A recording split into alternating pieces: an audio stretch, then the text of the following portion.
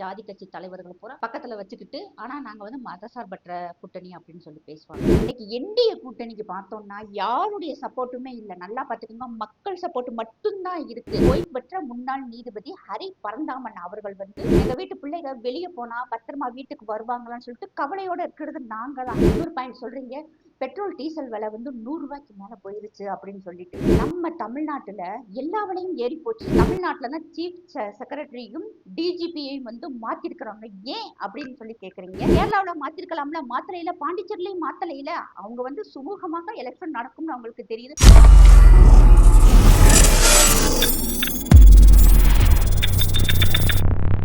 வந்தே மாதரம் சாமானியன் குரல் தேசியவாதிகளுக்கு எனது அன்பான வணக்கங்கள். இன்னைக்கு திமுக கூட்டணியினுடைய பேர் வந்து மதசார்பற்ற முற்போக்கு கூட்டணி. பேரு மதசார்பற்ற கூட்டணி. ஆனா அதுல இருக்கிறவங்க பார்த்தா நமக்கே தெரியும், மத அரசியல் பண்ணுவாங்க, ஜாதி அரசியல் பண்ணுவாங்க, ஜாதி கட்சி தலைவர்கள் பூரா பக்கத்துல வச்சுக்கிட்டு, ஆனா நாங்க வந்து மதசார்பற்ற கூட்டணி அப்படின்னு சொல்லி பேசுவாங்க. அவங்களுடைய ஸ்ட்ராட்டஜியை பார்த்தோம்னா, நம்முடைய அண்ணாமலை அவர்கள் சொன்ன மாதிரி லேயர் லேயரா வச்சிருப்பாங்க. பத்திரிக்கைக்காரவங்க, அந்த அசிங்கமா பேசுறதுக்குன்னு சொல்லி ஒரு குரூப் இருக்கும், சினிமாக்காரவங்க, மெயின் ஸ்ட்ரீம் மீடியா, அவங்களுடைய ஐடி விங் எல்லாத்தையுமே வந்து கைக்குள்ள வச்சிருப்பாங்க. அது மட்டும் இல்லாம சிறுபான்மையினர் இருக்கிற இஸ்லாமியர்களை வச்சு ஜமாத்துகள்ல வந்து நீங்க திமுகவுக்கு தான் ஓட்டு போடணும்னு சொல்லி பிரெயின் வாஷ் பண்ணுவாங்க. சர்ச்சுகள்ல பார்த்தோம்னா நம்மளுடைய ஃபாதர்கள் இருக்காங்க இல்லையா, அவங்கள வச்சுக்கிட்டு நீங்க நேர்லயே சொல்றாங்க, நம்மளுடைய அமைச்சர் இருக்காரு, நம்முடைய முதல்வர் இருக்காரு, அவங்க பக்கத்துல வச்சுட்டு நம்ம வந்து திமுகவுக்கு தான் ஓட்டு போடணும்னு சொல்லி அவங்க எல்லாம் பேசுவாங்க. இதுக்கு பேர் வந்து மதசார்பற்ற கூட்டணி அப்படின்னு சொல்லுவாங்க. அதே இது வந்து இந்த பக்கம் பார்த்தோம்னா, ஒரு கோயில்ல ஒரு மடாதிபதிகளோ, ஜீயர்களோ, குருக்களோ, அதே மாதிரி இந்த ஹிந்து அமைப்பினர்களோ வந்து நீங்க பாஜகவுக்கு ஓட்டு போடணும், நம்மளாம் ஒற்றுமையா இருக்கணும்னு சொல்லிட்டோம்னா மதவெறி பிடிச்சவே. பாஜக வந்து மதவாத கட்சி, எடப்பாடியார் வந்து மதவாத கட்சிக்கு உள்ள புகுந்துட்டாரு அப்படின்னு சொல்லிட்டு அவரை வந்து ரொம்ப இழிவாகவும் கேவலமாகவும் பேசுறது. இது எல்லாமே பார்த்தோம்னா அப்படியே அவங்களுடைய ஸ்ட்ராட்டஜியை வந்து ரொம்பவும் வந்து பிரமிக்க வைக்கிறதாக இருக்கும். எப்படிடா இப்படிலாம் யோசிக்கிறீங்க கிரிமினலா அப்படின்னு சொல்லிட்டு. இப்படி யோசிக்கிறதுக்கு பதில் மக்களுக்கு நல்லது செஞ்சு மக்களுக்கு பாதுகாப்பு கொடுத்தா மறுபடியும் உங்களுக்கு தானே ஓட்டு போட போறோம். அதெல்லாம் தேவையில்லை. இந்த மீடியா ஒண்ணு கையில வச்சிருக்காங்க, பெண்களை இழிவா பேசுறது எப்படின்னு சொல்லிட்டு இவங்க கட்சிக்காரங்க தான் நம்ம தெரிஞ்சுக்கிறோம். அதே மாதிரி இன்னைக்கு என்டிஏ கூட்டணிக்கு பார்த்தோம்னா யாருடைய சப்போர்ட்டுமே இல்லை. நல்லா பார்த்துக்கோங்க, மக்கள் சப்போர்ட் மட்டும்தான் இருக்கு. நடிகர் நடிகை கூட யாருமே சப்போர்ட் பண்ண மாட்டேங்கிறாங்க. மெயின் ஸ்ட்ரீம் மீடியா சப்போர்ட் இல்ல, ஐடி விங் சப்போர்ட் இல்ல.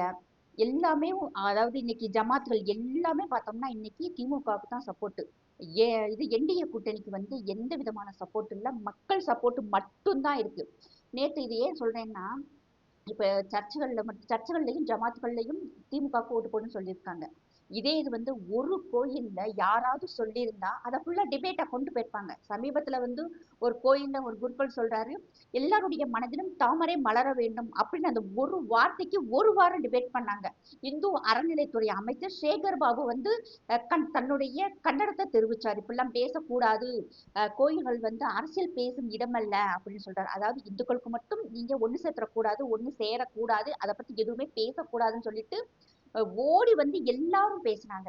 இன்னைக்கு பார்த்தோம்னா இதை பத்தி எதுவுமே யாரும் பேசல. இப்ப நேத்து ஒரு விஷயம் பார்த்தோம்னா, இதெல்லாம் ரொம்ப வருத்தமான விஷயம். இதெல்லாம் எப்படிதான் இவங்களை இப்படி செய்யறாங்கன்னே தெரிய மாட்டேங்குது. முன்னாள் நீதிபதி, அதாவது ஓய்வு பெற்ற முன்னாள் நீதிபதி ஹரி பரந்தாமன் அவர்கள் வந்து ஒரு இயக்கம் ஒண்ணு ஆரம்பிச்சிருக்காரு. அது வந்து ஜீரோ பாஜக அப்படின்னு சொல்லிட்டு. அதாவது வந்து தமிழகத்துல பாஜக வரக்கூடாது, அதற்காக வந்து நாங்கெல்லாம் உசுர கொடுத்து பாடுபடுவோம் அப்படின்னு சொல்லிட்டு பேசுறாரு. இதே இவர் பேசின விஷயங்கள்லாம் பார்த்தோம்னா வேற யாராவது ஒரு ஜட்ஜோ இல்ல ஒரு நீதிபதியோ ஒரு காவல்துறை அதிகாரியோ ஒருத்தர் வந்து பாஜகவுக்கு ஓட்டு போடுங்கன்னு சொல்லியிருந்தாங்கன்னா இன்னைக்கு எல்லா சேனலும் அதான் டிபேட் பண்ணிருப்பாங்க, பெரிய இஷ்யூவா இந்தியா முழுவதும் பேச வச்சிருப்பாங்க. ஆனா முன்னாள் ஓய்வு பெற்ற நீதிபதி அரசியல் பேசுறாரு. அதுவும் எப்படி ஒரு கட்சிக்கு சார்பாக அவர் நினைக்கிறாரு, இங்க வந்து ரீஜனல் பார்ட்டி மட்டும்தான் வரணும்னு நான் நினைக்கிறேன் அப்படிங்கிறாரு. நீங்க நினைக்கலாம் ஹரி பரந்தாமன் சார், ஏன்னா வந்து நீங்கெல்லாம் வசதியா வாழ்றவங்க. இங்க நாங்கெல்லாம் ஒரு சாதாரண மக்கள், நாங்க வந்து ஓடி போய் தான் பஸ்ல ஏறுவோம், பஸ் நிக்காது, எங்க வீட்டு பிள்ளைங்க வெளியே போனா பத்திரமா வீட்டுக்கு வருவாங்களான்னு சொல்லிட்டு கவலையோட இருக்கிறது நாங்க தான், நீங்க இல்ல. அதே மாதிரி ஆம்பளைங்க தோட்டத்துக்கு போனா ஏதாவது ஆச்சுன்னா பக்கத்துல போறதுக்கு ஒரு ஹாஸ்பிட்டல் இல்ல, இருக்கிற ஹாஸ்பிட்டல்ல டாக்டர் இல்ல, சரியான சாக்கடை வசதி இல்ல, 10 நாளைக்கும் 15 நாளைக்கும் ஒவ்வொரு ஊர்களையும் தண்ணி வருது. குடத்தோட போய் பெண்கள் நிக்கிற எங்களுக்கு தான் அந்த வருத்தம் தெரியும். யாரு நாட்டை ஆளணும்னு சொல்லிட்டு நீங்கள்லாம் சொல்லக்கூடாது. 58 குழுவுல ஒரு குழுவுல நீங்களும் உறுப்பினராக இருக்கிறீங்கன்னு நான் நினைக்கிறேன். நேத்து நீங்க சொன்னதை பாத்தீங்கன்னா 2014 அதாவது 2014 அதாவது மோடி அரசாங்கம் வந்ததுக்கு பிறகு டாலரினுடைய வேல்யூ 100 ரூபாயை நெருங்க போகுது அப்படின்னு சொல்லிட்டு நான்லாம் டாலர் கொடுத்து எந்த பொருளும் வாங்கல. நீங்க ஏதாவது வாங்குறீங்களா? எனக்கு ஒரு டவுட்டா இருக்கு. ஏன்னா நான் வந்து இந்தியன் ருப்பி கொடுத்து தான் தமிழக மக்கள் இந்திய மக்கள் எல்லாருமே போய் பொருட்கள் வாங்குறோம். சோ டாலர் வேல்யூ 100 ரூபாய் இல்ல 150 ரூபாய் போனாலும் கவலைப்பட வேண்டியது தமிழக மக்கள் இல்ல. நீங்க ஏன் அதை பத்தி கவலைப்படுறீங்க? அதே மாதிரி தங்கம் வந்து 1 லட்சம் ரூபாய்க்கு வந்து மேல போயிருச்சு அப்படின்னு சொல்றீங்க.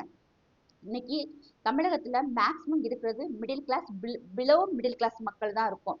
அதனால எங்க தேவைக்கு 4 பவுன் 5 பவுன் வச்சிருக்கோம். அதை கொண்டு போய் நீங்க அடகு வைங்க, நாங்க வந்தோடனே வந்து நகையை திருப்பி கொடுப்போம்னு சொல்லிட்டு ஒரு வாக்குறுதியை கொடுத்தாங்க. ஆனா அந்த வாக்குறுதியை நிறைவேற்றல. அப்ப அந்த நகை வந்து எங்களால இன்னைக்கு அதாவது திருப்ப கூட முடியாத அளவுக்கு இன்னைக்கு நாங்க எல்லாருமே வந்து கஷ்டத்துல உட்கார்ந்துருக்கோம். அப்ப தங்கம் 1 லட்சம் ரூபாய்க்கு மேல போனாலும் டாலர் 100 ரூபாய்க்கு மேல போனாலும் எங்களுக்கு கவலை இல்லை. எங்களுக்கு வந்து இந்தியன் ருப்பியில தான் வந்து எல்லாமே தேவையா இருக்கு. ஆனா நீங்க சார்ந்திருக்கும் கட்சி இருக்கு இல்லையா, அவங்கதான் வந்து வெளிநாடுகள்ல சொத்து வாங்கி வச்சிருக்கிறாங்க. அவங்க டாலர் பத்தி கவலைப்படணும். அவங்க தான் வந்து மக்களுக்கு எந்த நல்லதும் செய்யாம தங்கம் வெள்ளிகளை வாங்கி சேவ் பண்ணி வைக்கிறதுனால அவங்க வந்து என்னடா இவ்வளவு பணம் மேல போகுதே அப்படின்னு சொல்லிட்டு அவங்க தான் கவலைப்படணும். நாங்க கவலைப்பட வேண்டிய அவசியமே இல்லை. இன்னொரு பாயிண்ட் சொல்றீங்க, பெட்ரோல் டீசல் விலை வந்து 100 ரூபாய்க்கு மேல போயிருச்சு அப்படின்னு சொல்லிட்டு மத்திய அரசாங்கம் கலால் வரியை குறைச்சிருச்சு. மத்திய அரசாங்கம் அடிப்படை விலை வந்து கம்மியா கொடுத்துருக்கு. சென்ட்ரல் கவர்மெண்ட் வந்து அதனுடைய வரியை குறைச்சிருக்கு. மாநில அரசாங்கம் இப்ப வரைக்கும் வரியை குறைக்கலாம். மாநில அரசாங்கம் நினைச்சா 1 லிட்டருக்கு 25 ரூபாய் குறைக்கலாம். ஏன் குறைக்கல? நீங்க கூட சொல்லுங்க, குறைக்க சொல்லுங்க. அதை குறைச்சா மக்களுக்கு இன்னும் வந்து அந்த பணம் வந்து குறையும். வரி சுமையை வந்து ஏன் குறைக்க சொல்ல மாட்டேங்கிறீங்க? இப்ப சமீபத்துல கூட மத்திய அரசாங்கம் வந்து வரியை குறைச்சிருக்காங்க. 10 ரூபாய் குறைச்சிருக்காங்க, 3 ரூபாயும் குறைச்சிருக்காங்களே. கேஸ்க்கு வந்து சிலிண்டர் சொல்றீங்க, மத்திய அரசு 2 தடவை குறைச்சிருக்காங்க. 200 ரூபாய் ஒரு தடவை குறைச்சிருக்காங்க, 100 ரூபாய் ஒரு தடவை குறைச்சிருக்காங்க. 1000 ரூபாய் வித்தாலுமே அதுக்கு மேல வித்தாலுமே மத்திய அரசாங்கம் சரியாத்தான் செய்யணும் நாங்க நம்புறோம். நாங்க வாங்கத்தான் போறோம். அதே மாதிரி பெட்ரோல் விலை கூடி போச்சு, டீசல் விலை கூடி போச்சு, கேஸ் விலை கூடி போச்சுன்னு சொல்றேன். நீங்க நம்ம தமிழ்நாட்டுல எல்லா விலையும் ஏறி போச்சு. அரிசி பருப்பு விலை ஏறி போச்சு, பால் விலை ஏறி போச்சு, காய்கறி விலை ஏறி போச்சு, எல்லா விலையும் ஏறி இருக்கு. என்ன விலை கூடி இருக்கு? பால் விலையெல்லாம் இன்னைக்கு போனா ஒரு ஒரு விலை, நாளைக்கு போனா ஒரு விலையா ஊத்துறாங்க.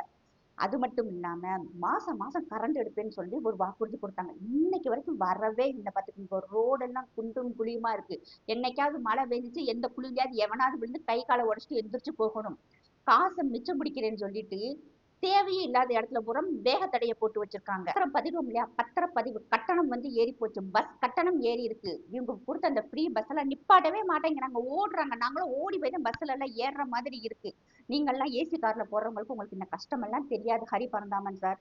இன்னொன்னு நீங்க சொல்றீங்க, இந்த 75 வருஷத்துல வந்து இம்பீச்மெண்ட் மோஷன் இருக்கு இல்லையா, அது வந்து 3 முறை வந்து ஜட்ஜுகளுக்கு கொடுத்துருக்காங்க அப்படின்னு சொல்றீங்க. உண்மைதான், இதுக்கு முன்னாடி கொடுக்கவே இல்லை. ஏன்னா 65 வருஷமாக காங்கிரஸ் ஆட்சி செஞ்சுக்கிட்டு இருக்கும்போது எதிர்க்கட்சியாக இருந்த பாஜகவும் பாஜக கூட்டணி கட்சிகளும் நீதியையும் நீதித்துறையையும் நம்பினாங்க. நீதி அரசர்கள் வந்து நன்றாக தீர்ப்பு கொடுப்பாங்கன்னு சொல்லி நம்பினாங்க. அதனால அவங்களை இழிவுபடுத்தல, அவங்கள கண்ணியமாக நடத்துனதுனால எந்த ஒரு நீதி அரசர்கள் மேலேயுமே வந்து பாஜகவும் கூட்டணி கட்சிகளும் வந்து இம்பீச்மெண்ட் மோஷன் வந்து கொண்டே வரல.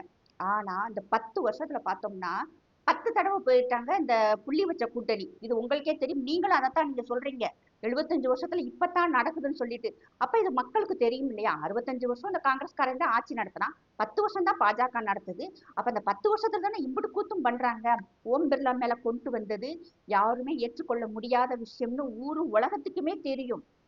இன்னொன்னு சொல்றீங்க நீங்க, அதாவது வெஸ்ட் பெங்கால்ல வந்து கிட்டத்தட்ட வந்து இந்த எஸ்ஐஆர் பணினால தமிழகத்துல வந்து பல லட்சம் வாக்காளர்களுடைய ஓட்டு வந்து விடுபட்டுருச்சு. வெஸ்ட் பெங்கால்ல பார்த்தோம்னா 93 லட்சம் பேருடைய வாக்காளர்களுடைய பெயர்கள் நீக்கப்பட்டிருக்கு அப்படின்னு சொல்லிட்டு ரொம்ப வருத்தமா சொல்றீங்க. அதை சொல்லும்போது ஏன் உங்களுடைய மனசும் உங்களுடைய வாய்ஸும் இந்த அளவுக்கு பதறது? ஏன் இந்த அளவுக்கு ஒரு பதட்டமா இருக்கிறீங்கன்னு எனக்கு தெரிய மாட்டேங்குது. தமிழ்நாட்டுல டபுள் என்ட்ரி அத்தனை பேர் இருக்கு. எங்க வீட்டுல எங்களுடைய கசின்ஸ் 4 பேர் எங்க சொந்த ஊர்லயுமே அவங்களுக்கு ஓட்டர் ஐடி இருக்கு. அவங்க வந்து இப்ப சென்னையில ஒருத்தவங்க இருக்காங்க, கோயம்புத்தூர்ல இருக்கிறாங்க. அங்க இப்ப அவங்க ஓட்டர் ஐடி வாங்கியிருக்காங்க. அப்ப டபுள் என்ட்ரியா இருந்தது. இப்ப அவங்க என்ன பண்றாங்க, சொந்த ஊர்ல நமக்கு ஓட்டு இருந்தா போதும், எதுக்கு பொழைக்க போன இடத்துல ஓட்டு அப்படின்னு சொல்லிட்டு அங்க விட்டுட்டு நாங்க இருக்க ஊருக்கு வந்து 2 நாள் தங்கி இருந்து எழுதி கொடுத்துட்டு போயிட்டாங்க. இப்ப அவங்களுக்கு ஓட்டு வந்துருச்சு. இதே மாதிரிதான் எல்லா மக்களுக்குமே பல லட்சம் ஓட்டர்கள் வந்து நீக்கப்பட்டிருக்காங்கன்னா 1000 பேர் கூட தமிழ்நாட்டுல இறங்கி ரோட்ல இறங்கி ஓட்டு போயிடுச்சுன்னு சொல்லி யாரும் போராடல, யாரும் போய் கம்ப்ளைண்ட் பண்ணல. யாராருக்கு ஓட்டு ஓட்டு வந்திருக்கோ எல்லாருக்கும் வந்துருச்சு. யாராருக்கு வரலன்னா சின்ன சின்ன மிஸ்டேக் இருந்துச்சு, அதையுமே வந்து ஆன்லைன்ல அப்ளை பண்ணிட்டாங்க. அவங்களுக்குமே வந்து ஓட்டர் ஐடி வந்துருச்சு. அதனால இது ரொம்ப பெரிய இஷ்யூவால நீங்க எடுத்துட்டு போக வேண்டிய அவசியமே இல்லை. இன்னொன்னு பாத்தீங்கன்னா வெஸ்ட் பெங்கால் வந்து 93 லட்சம் ஓட்டு வந்து இல்ல அப்படின்னு சொல்லிட்டு ஒரு குற்றச்சாட்டை ஒண்ணு வச்சிருக்கிறீங்க. ஆமாம், இல்ல. அதுக்கு என்ன காரணம்னா அதுல அத்தனை நிறைய பேர் வந்து பாகிஸ்தான்காரன், பங்களாதேஷ்காரன், ரோஹிங்கியன்ஸ். அவங்க இங்க வந்து ஓட்டு போட்டு மம்தா பானர்ஜியை வந்து ஜெயிக்க வைக்கணுங்கிற அவசியம் இல்ல. இந்தியர்கள் அப்பன்னா இங்க மடையன்களா? இந்தியர்கள் ஓட்டு போட்டு அந்த மாதிரி ஜெயிச்சா போதும். அதே மாதிரி பார்த்தோம்னா அதாவது அப்துல் ரஹ்மானுக்கு வயசு 14, புருஷன் பேரு 14. மக்களே கேட்டுக்கங்க. பொண்டாட்டிக்கு வயசு 41, மகனுக்கு வயசு 49. அதாவது மகன் பிறந்ததுக்கு அப்புறம் அம்மா பிறக்குறாங்க. அம்மா பிறந்ததுக்கு பிறகு புருஷன் பிறக்கிறாரு, அப்பா பிறக்கிறாரு. இப்ப இந்த வயசுல வந்து இருக்கு. இவங்க இந்த 14 வயசு பையனுக்கும் 41 வயசு மகளிர், 41 வயசு துலைகா பீவிக்கும் பிள்ளைங்க வந்து 53 பேரு. எப்படி பாருங்க, 53 பிள்ளைகளுக்கு அப்பாவும் அம்மாவும் அத்தாவும் இருக்கிறாங்க. இப்படி வந்து பல விஷயங்கள் அந்த அளவுக்கு வந்து குழப்பமான விஷயங்கள். 19 வயசு பையனுக்கு 23 குழந்தைங்க. அதாவது இந்த 17 வயசு பையனுக்கு இந்த இவ்வளவு குழந்தைகள வயசு பார்த்தோம்னா அப்பாவை விட அதிகமாக இருக்கு. 45,000 பேருக்கு மேல தாய் தகப்பன் ஒரே பேரு. இத வந்து எல்லாமே வந்து அங்க இருக்கும் தேர்தல் ஆணையம் எல்லாமே சரி பண்ணிக்கிட்டு இருக்காங்க. இது வந்து ரொம்ப கிரிட்டிக்கலான விஷயம். இதை வந்து போற போக்குல ஹரி பரந்தாமன் அவர்கள் ரொம்ப சாதாரணமா சொல்லிட்டு போறீங்க நீங்க. அங்க வந்து 93 லட்சம் பேருடைய வாக்காளர்களோட பேர் நீக்கப்பட்டிருக்குன்னு. அதுல எவ்வளவு குளறுபடி இருக்குன்னு அங்க இருக்கிற தேர்தல் ஆணையத்துக்கு தான் தெரியும். இங்க நீங்க உட்கார்ந்துட்டு பேட்டி கொடுத்துக்கிட்டு உட்கார்ந்துருக்கிறீங்க. அதே மாதிரி பார்த்தோம்னா அங்க இருக்கிறவங்க அத்தனை பேர்ல இப்ப எஸ்ஐஆர் பண்ணி ஆரம்பிக்கும் போது நாங்களாம் போய் டைரக்டா போய் நாங்களாம் அப்ளை பண்ணணும். ஐயோ எஸ்ஐஆர் வந்துருச்சுன்னு சொல்லிட்டு யாரும் பெட்டி படி தூக்கிக்கிட்டு வேற நாட்டுக்கு போகல. ஆனா வெஸ்ட் பெங்கால்லையும் அஸ்ஸாம்லையும் எஸ்ஐஆர் பண்ணி வந்த உடனேவும் அங்க இருந்தவங்க அத்தனை பேரும் அவை நாட்டுக்கு போனா, பக்கத்து ஊருக்கெல்லாம் போல அவை நாட்டுக்கு தன்னுடைய பொருட்களை அதாவது எப்படி சொல்றது, தன்னுடைய உடைமைகளை எடுத்துக்கிட்டு பாகிஸ்தானுக்கும் பங்களாதேஷ்க்கும் ரோஹிங்கியன்ஸ்க்கும் போனா.